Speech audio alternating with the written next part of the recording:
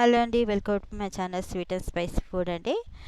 నా వీడియో చాలా రోజులు అవుతుందండి. నా వీడియో నేను ఒక 20 డేస్ అయిపోయింది నేను వీడియో అప్లోడ్ చేయలేదు.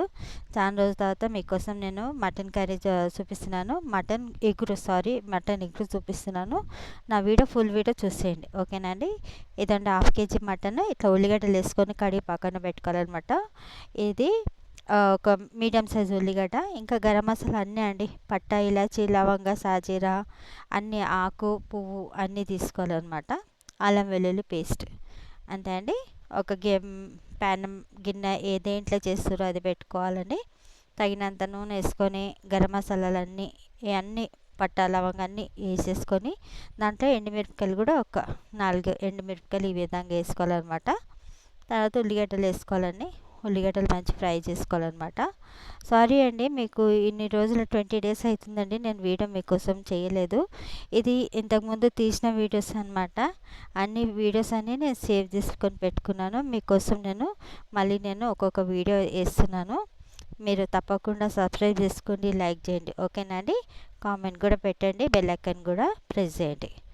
ఇదండి, ఉల్లిగడ్డ ఫ్రై అయినాక అల్లం వెల్లుల్లి పేస్ట్ వేసుకోవాలి, కరివేపాకు వేసుకోవాలి. ఇప్పుడు పసుపు కూడా వేసుకొని మంచిగా ఫ్రై చేసినాక దీంట్లో మనం మటన్ వేసుకోవాలండి. మటన్ మంచిగా ఫ్రై చేయాలన్న ఆయిల్లో మటన్ మంచిగా ఫ్రై చేయాలన్నమాట.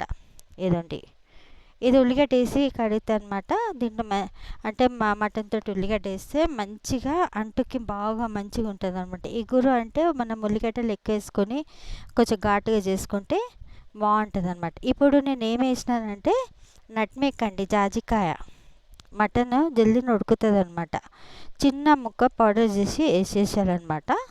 మంచిగా తొందరగా మటన్ ఉడుకుతుంది. అంటే రాపపాయ వేస్తారు కానీ ఈ జాజికాయ కూడా వేస్తే మాత్రం జల్దిన మటన్ ఉడుకుతుంది అనమాట. నట్మేక్ ఇదండి, నూనెలో మంచిగా ఫ్రై చేయాలండి. నట్మేక్ పౌడర్ వేసినాక మంచిగా ఫ్రై ఒక 5 మినిట్స్ దాకా బాగా ఫ్రై చేసినాక ఒక 1.5 గ్లాస్ వాటర్ వేసి మూత పెట్టుకోవాలండి.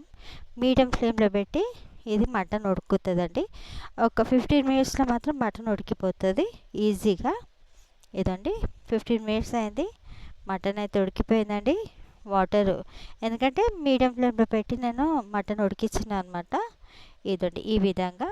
ఇప్పుడు మనం దీంట్లో కారము, ధనియాల పొడి, ఇంకా జీలకర్ర పొడి వేసేసుకోవాలన్నమాట. మనం ఉప్పు, పసుపు, నట్మేక్ అన్నీ ముందు వేసినాం కదండి.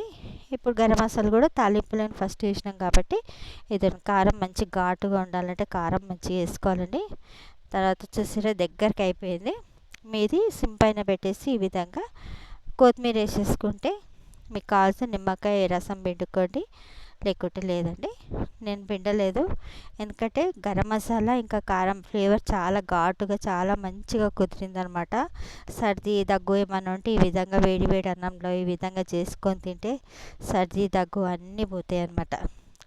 నోటికి కూడా మంచిగా టేస్టీగా ఉంటుంది, ఓకేనండి.